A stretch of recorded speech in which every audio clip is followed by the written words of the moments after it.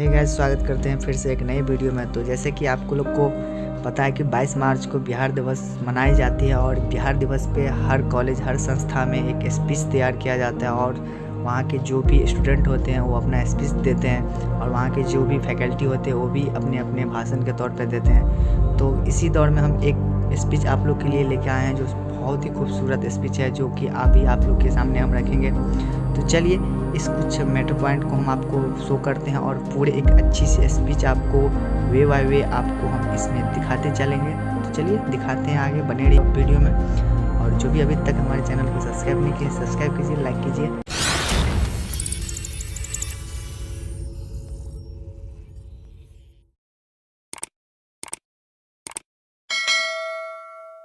परम आदरणीय प्रधानाचार्य महोदय, विशिष्ट शिक्षकगण, अतिथिगण और विश्व के सबसे बड़े लोकतंत्र की युवा शक्ति और नव भारत के भविष्य को मेरा सादर प्रणाम। माननीय महोदय, आज बिहार दिवस के इस अवसर पर मुझे अपने अनुभवों, अपने विचारों को रखने का जो अवसर मिला है वो मेरे लिए अत्यंत गौरव एवं सम्मान की बात है। बिहार आज अपना 111वां जन्म दिवस मना रहा है। आज के दिन 22 मार्च 1912 को बंगाल प्रेसिडेंसी से अलग होकर बिहार अलग राज्य बना। इसके बाद फिर इसका दोबारा और विभाजन हुआ। वर्ष 1935 में बिहार से अलग होकर उड़ीसा राज्य बना और फिर वर्ष 2000 में झारखंड राज्य अस्तित्व में आया। आज हम आप लोगों के समक्ष बिहार के इतिहास और वर्तमान स्थिति पर अपना विचार रखेंगे। बिहार जिसकी वैभवशाली इतिहास इसकी सबसे बड़ी पूंजी है, तो लेकिन इसका पिछड़ापन इस वैभवशाली इतिहास पर भी सबसे बड़ा प्रश्न चिन्ह लगाता है। सबसे पहले हम आपको इसके वैभवशाली इतिहास के बारे में बताते हैं। महात्मा बुद्ध को बिहार के गया में ही ज्ञान की प्राप्ति हुई थी और बौद्ध धर्म की शुरुआत बिहार की धरती से ही हुई। यही नहीं, जैन धर्म के भगवान महावीर का जन्म भी बिहार के वैशाली में ही हुआ था और नालंदा के पावापुरी में उन्हें मोक्ष की प्राप्ति हुई। सिर्फ बौद्ध और जैन के ही नहीं बल्कि सिखों के 10वें गुरु गुरु गोविंद सिंह का जन्म भी बिहार के पटना साहिब में हुआ था। इसी बिहार की धरती पर सीता जी का भी जन्म हुआ। बिहार के सीतामढ़ी जिले में आज भी सीता जी का पूजन स्थान है। देश का सबसे पुराना हिंदू मंदिर मां मुंडेश्वरी का मंदिर बिहार के कैमूर जिले में है। कहा जाता है कि इसी जगह पर मां दुर्गा ने शुंभ निशुंभ के सेनापति चंडमुंड का वध किया था। दुनिया को शून्य देने वाला आर्यभट्ट का भी जन्म स्थान बिहार का ही पाटलिपुत्र यानी आज का पटना ही है। बिहार की वाल्मीकि आश्रम के लिए भी जाना जाता है। वाल्मीकि नगर अभी बिहार के वर्तमान जिला पश्चिमी चंपारण का हिस्सा है। आज योग के लिए सबसे पहले हरिद्वार का नाम आता है, लेकिन विश्व को पहली योग यूनिवर्सिटी देने का गौरव भी बिहार को ही पास है। बिहार के मुंगेर जिले में वर्ष 1964 में सत्यानंद सरस्वती ने योग विश्वविद्यालय की स्थापना की थी। यही नहीं, दुनिया का लोकतंत्र का पहला पाठ बिहार ने ही पढ़ाया था। बिहार के वैशाली में पहला लोकतंत्र स्थापित हुआ। तकरीबन 2600 साल पहले लिच्छवियों ने इसकी स्थापना की। वैशाली गणराज्य में राजा का चुनाव होता था, जिन्हें गणराज्य कहा जाता था। इसी तरह वैशाली से ही भारत का दूसरा शहरीकरण शुरू हुआ था। यानी जिस बिहार ने भारत को शहरों में बदलना सिखाया, आज उसी बिहार की 88% जनता आज भी गाँव में निवास करती है। बिहार अर्थशास्त्र की रचना करने वाली चाणक्य की भूमि है। चाणक्य की नीति से समुद्रगुप्त मौर्य ने मगध साम्राज्य की नींव डाली। चंद्रगुप्त मौर्य के पोते अशोक सम्राट ने भारत की अलग अलग साम्राज्यों को जोड़कर एक किया और अखंड भारत का निर्माण किया। राष्ट्रपिता महात्मा गांधी की जन्मभूमि भले ही गुजरात हो, लेकिन उनकी कर्मभूमि बिहार है। एक किसान को बुलाने पर महात्मा गांधी ने सन 1916 में बिहार के चंपारण पहुंचे और वहां 1917 में नील की खेती करने वाले किसानों पर जुल्म के खिलाफ चंपारण सत्याग्रह की शुरुआत की। इसी बिहार की धरती पर रामधारी सिंह दिनकर, फणीश्वरनाथ रेणु, वान भट्ट और विद्यापति जैसे महान कवि हुए।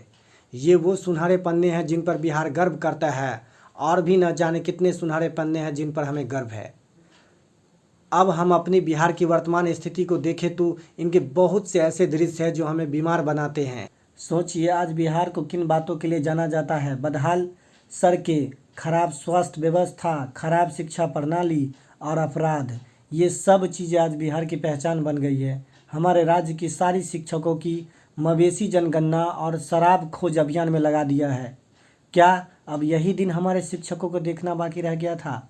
आज कोई भी अपने बच्चों को बिहार भेजकर पढ़ाना नहीं चाहता। ऐसा क्यों? मैं आपको कुछ आंकड़ों के जरिए इन्हें बताना चाहूँगा। जहां देश की साक्षरता दर 74% है, वहीं हमारे राज्य की साक्षरता दर केवल 63% है। जहां देश भर में 23 बच्चों पर एक प्राइमरी शिक्षक है, वहीं राज्य में 36 बच्चों पर एक प्राइमरी शिक्षक है। अगर हाई स्कूल के स्तर की बात करें तो जहां देश भर में 17 बच्चों पर एक शिक्षक है, तो वहीं बिहार में 26 बच्चों पर एक शिक्षक है।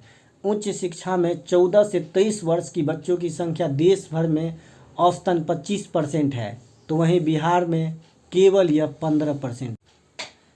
2014-15 की एक रिपोर्ट के अनुसार बिहार सरकार एक साल में एक बच्चा पर 5,000 रुपया खर्चा करती है, तो वहीं हिमाचल प्रदेश सरकार एक बच्चा पर सालाना 40,000 रुपये खर्चा करती है। जो बिहार हर साल सबसे ज़्यादा IAS IPS और इंजीनियर देश को देता है, वहाँ की शिक्षा व्यवस्था ICU में नज़र आती है। ICU में तो आएगी ही ना, यहाँ बिना परीक्षा में सम्मिलित हुए भी स्टेट टॉपर बन जाते हैं। बिहार में 27 इंजीनियरिंग कॉलेज, एक IIT, एक NIT और 5 मेडिकल कॉलेज है। फिर भी यहाँ के लोग अपने बच्चों को पढ़ाने के लिए कोटा, दिल्ली, बेंगलोर या दूसरे शहरों में, दूसरे राज्यों में भेजते हैं। इसकी सबसे बड़ी वजह है इन कॉलेजों से उठता हुआ भरोसा।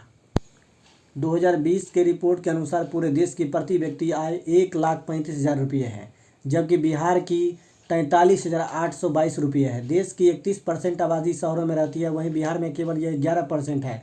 अब जिस राज्य की 89% आबादी गांव में रहती है, 76% आबादी कृषि पर निर्भर हो, तो वे ICU में ही न नजर आएगा। स्वास्थ्य विभाग की देखें तो बिहार के अस्पतालों में जाने से पहले लोग भगवान को याद करते हैं। राज्य के सबसे बड़े अस्पतालों में भी मरीजों को कई बार इलाज नहीं मिल पाता और डॉक्टर का अपॉइंटमेंट मिलने में महीनों भर लग जाता है। एक रिपोर्ट के मुताबिक यहाँ 29,000 लोगों पर एक डॉक्टर है और 8,645 लोगों पर एक बेड है, जबकि WHO के अनुसार 1,000 लोगों पर एक डॉक्टर होनी चाहिए। हमारे देश में जहाँ प्रति व्यक्ति स्वास्थ्य का खर्च 1,112 रुपये है, वहीं बिहार में 491 रुपये है। परमानेंट डॉक्टर पद 6,261 कार्यरत, जिसमें 3700 है। बेगूसराय में खाद का कारखाना हुआ करता था, आज ये भी बंद है। रोहतास का डालमी नगर सीमेंट के लिए जाना जाता था, अब वो भी बंद पड़ा है। मुंगेर में बंदूक की 39 में से सिर्फ 9 फैक्ट्री बची है। हिमाचल में जूट मिल हुआ करता था, बरसों पहले बंद हो चुकी है। राज्य के 28 चीनी मिलों में से केवल 10 चीनी मिलें ही कार्यरत है। यहाँ की 7% आबादी युवा है, लेकिन पढ़ाई पूरी करने के बाद उसे ये पता ही नहीं होता कि नौकरी कहाँ और कैसे मिलेगी, अतः वह दिल्ली, मुंबई, कोलकाता जैसे शहरों की तरफ भागता है। RBI की एक रिपोर्ट के मुताबिक बिहार की 50 लाख लोग पलायन करके मजदूर बन चुके हैं और बिहार के 7 जिलों के 58% लोग माइग्रेंट वर्कर बन चुके हैं, यानी विदेश चले जाते हैं काम करने।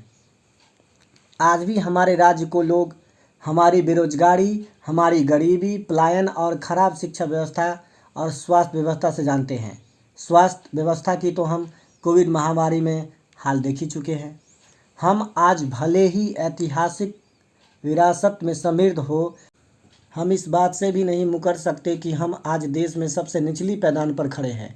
ऐसा नहीं कि हमारे राज्य में विकास नहीं किया है, लेकिन उस विकास को हासिल किया है जहां हम कह सकते हैं कि हम भी डेवलपमेंट वाले स्टेट में शामिल हैं।